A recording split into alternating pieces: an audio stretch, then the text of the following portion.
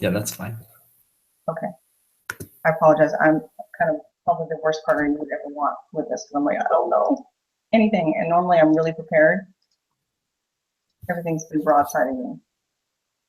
Yeah, no, it sounds like you've been really busy, so don't worry about Yeah. it. Okay, so just real fast, we had, I'm just pulling up the information he wants us to talk about, sorry. Yeah, I'm trying to pull it up too. So.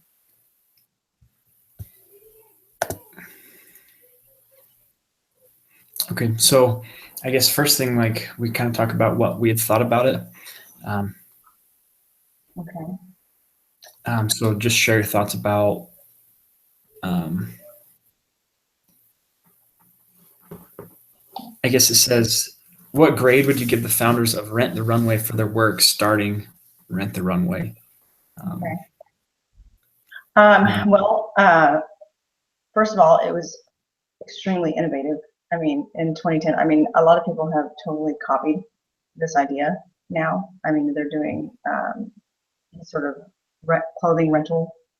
As it's not just runway clothing anymore now.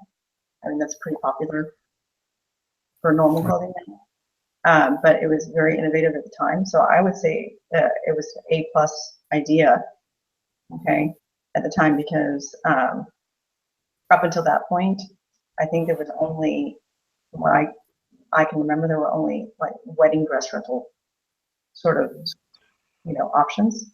yeah, And so this was an avenue for women to, open up an entirely new way for women to have, fine, type runway type dresses, for their events without having to pay the runway price, essentially. yeah, And so it also opened up, a lot of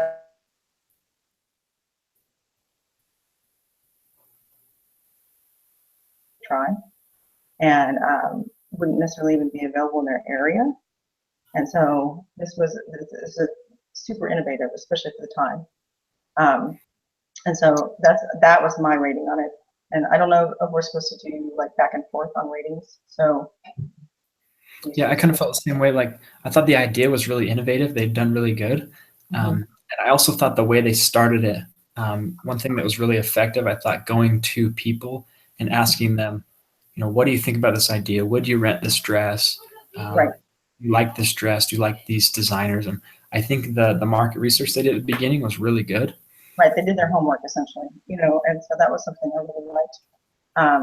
And so, and their initial plan was to kind of grow at more of a steady pace, rather than, and get their kind of their format down, their company, operational management down, you know, rather than, how some companies just jump in and then go, oh yeah, we'll get the background stuff going later, and then they tank, So that was something that, if they had followed that, so. Yeah, I think that they had. Um, I don't know. I think that's really smart. They need to get their stuff taken care of, especially because like getting the operations working, they're Mhm. still struggling with. I mean, they're still trying to find a developer that actually works, a good designer to design it correctly. They haven't got any of the stuff nailed down, and they're talking about changing all their executive roles too. Right, Um, exactly. I mean, the initial concept was to get all this stuff in place, and so that's why, I thought there was a really good initial, because a lot of companies, they get an idea and they just run off with it without thinking about, the logistics of implementation, and how it's going to work, so. yeah, I mean, I guess. Um, do you feel that with what they've all their customers they've received, do you think their business idea or the business model is validated? Do you think they've Oh, I feel it is. I mean, and even if you look at their business model alone, yes. But then if you look, since this was starting at what, 2010, and now you look at in 2017, how many other companies have latched onto similar business models and are doing extremely well as well. the clothing rental business has just taken off. And so I think they were leading the way essentially. So I liked, I didn't know that they were the ones that were kind of conceptually starting this. I know the other companies, I'm familiar with those. Yeah. So one of the key points in the case was whether or not to go get more investment right now or to keep working on operations. Do you think investors would feel that it was validated? I mean, I kind of think it is, and you think it is. Do you think investors would say, yeah, I think this is a good thing. We're willing to increase your valuation of your company? Do you think they've gotten? I think that if you're looking at, are you talking about like now or in 2010? So in 2010, so at the point when they're going to either continue working on operations or go get more investment and try and grow faster, at that point, do you feel that they are validated? I would say that investors would be able to see enough at that point to be able to start investing, and be willing to invest more. That was my personal opinion, so I know that they still had to, like you said, they were still, working on signers and approach and but I think there was enough there to see with the customer base and everything that they could see investors, investors could see that it was a viable, investment that would continue to grow.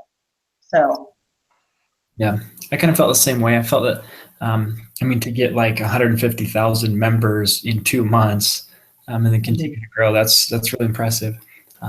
One thing, as I started reading the case, I read the beginning and the end, and I made a hypothesis that, well, I think they need to wait just a couple months, get a few things worked out, and then go get more investment.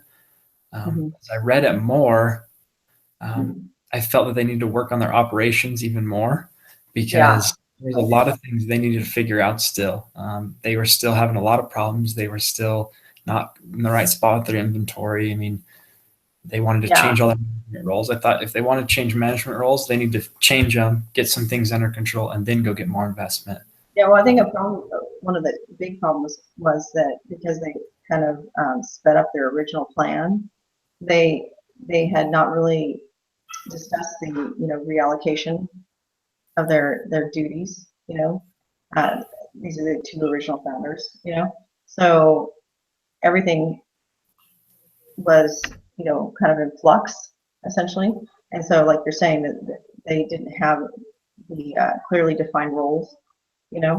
And so they really needed to get their infrastructure set and who was doing what and who was in charge of developing what, whether, it was, who was in charge of getting the website, designed, and who was going to be in charge of the marketing, who was going to make sure that their, customer service division was up and running, that sort of stuff.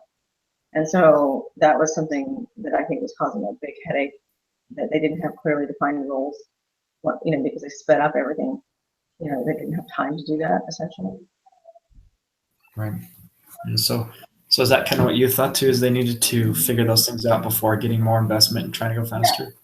Yeah, and I think that was what was causing the issues, was because they didn't really truly figure that out, So. Yeah, that's exactly how I felt too.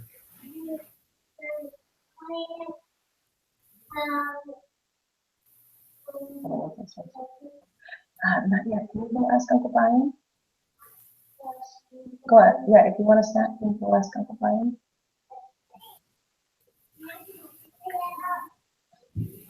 That's awesome. So did you go through to see how many times they needed to rent a dress in order to break even? No, I didn't have a chance to yet. I apologize. Oh, you're fine. So I kind of did it. You've got, because you've got if you look at their exhibits, I mean, you've got their retail price and you've got their wholesale cost, right? And then you've got, the actual cost of the dress. Okay. Yeah. So I did this little tiny thing here. Let me share it with you. Yeah.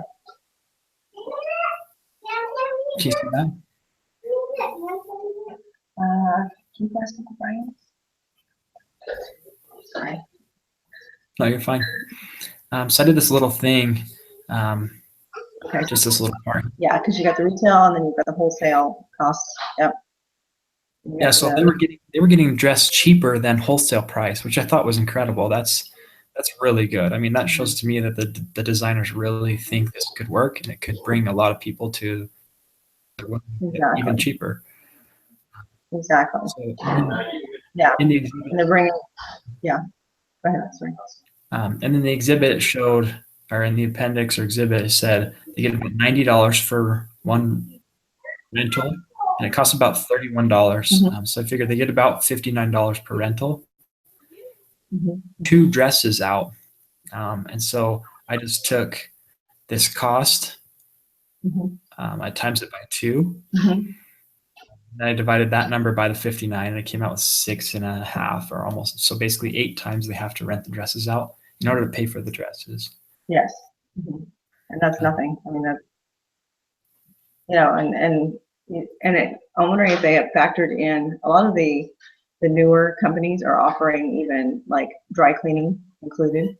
So that's a newer version, but I mean, that's such a minor thing in repairs. So yeah, well, this does include stuff that they're doing. Yeah, this does include the $4 for repairs and this. Yeah, so they've got the variable cost in there. So there you go. So they've got everything in there. Yeah. And so, I mean, they said for the first 2 months, 60% of their dresses were always out. And so, I mean, it seems like they probably paid for quite a bit of their dresses within the first 2 months. Yeah, exactly. Yeah, exactly. And essentially, like they were saying, that it's kind of like a Netflix or a Redbox, I mean, for dresses. but I mean, that's what it is. They're renting them out and getting a return, and then they're seeing a huge, return on their investment. And like you said, they're paying for it quickly after 8 rentals. Yeah, that's amazing. I mean, they could almost, if it's 8-day rentals, I mean. Yeah, exactly. Within 2 months, it's all paid for. Yeah, exactly. So my question is, do you think they have to, how often do they have to buy new dresses and buy new styles, new designs, everything like that? I was gonna say, well, most high-end fashion, they have a spring and fall line, so they probably are getting in, twice a year, new designs. That would make sense. So semi-annual, but then you also got to think that they can probably, in addition to that, their old, merchandise, they can probably sell it, last season's merchandise. That's because it's going to be in good condition still, because it's just a rental. They can go ahead and sell it, for a discount and still make money off of it. So they probably have that built into their business model. I didn't think about that. I didn't think about how they could sell it at the end of the season or at the end of the year, whatever they want to do with it. I'm sure they've got built-in depreciation essentially, but then you've got the ability to sell it, at a discount, and still, I mean, since they're getting it so inexpensively already, they're still making a profit. They're paying for it and then reselling it at the end. So you think they could sell it for cheaper than or for more than their cost into it? I have a at the end of the year. Could. Yeah. Wow, that shows like this business would probably be able to make some money then. If they can sell it at cost. That's what I was saying when I read it. I was like, because I didn't realize that they were, among the first. And now, I mean, it's spread to everything. I don't know. You're not female, but we've got all of the like Ipsy, which is the makeup version of them. They have their glam bags, and they essentially get high-end, makeup people to put these different makeup samples and skincare product samples and stuff, and get people hooked, on them. And it's like $10 a month as a subscription sort of thing, and then that way these people are getting their products out there, to people that wouldn't normally do it, and they get them hooked on it, and then they have to pay full price somewhere else to get more, So I mean, it's a beautiful model that's kind of translated into other like they were saying, jewelry and accessories and makeup and so I was pretty impressed after I read it. Huh. Yeah, that's really cool. I didn't know there was makeup people that kind of doing a similar thing. Oh yeah. The Ipsy is huge, so that's what I'm saying. This business model has translated and kind of morphed into different areas, but it's all similar sort of thing. So they're boosting sales in many areas. So That's awesome. Well, I guess since we're just kind of supposed to summarize it, and just kind of say about kind of what we thought about the case, what we've decided as a group, whether we've kind of come together or not. It seems like we both kind of agree they need to figure out their operations before trying to speed up growth. Definitely. Clearly define their roles, who's going to be in charge of what, part of the development. Yeah, no, I totally agree. Especially where they want to change roles, they want to change how it's all run, changing it while growing, and changing the business strategy a little bit more to customer focus. I think they've got to figure it out before they grow and change. Right. Exactly. More. Awesome. Okay. Great. Okay. Well, thank you for making us look better than by being super knowledgeable about this. Oh, you're like I said, it's been crazy this week, so I want to apologize. But and I thank you for following up as well this morning. Of course. No, I appreciate you taking the time to do this. I know you guys are super busy, obviously. And it'll calm down after Monday, I hope. Yeah. So okay. Well, is there anything else we need to do? I don't think so. Maybe we'll just try and talk about Dropbox if you end up catching up. If not, that's fine too. Just let me know whatever. We can talk about the Dropbox case. Okay, perfect. Okay, well, great. Well, thanks so much. Appreciate your time.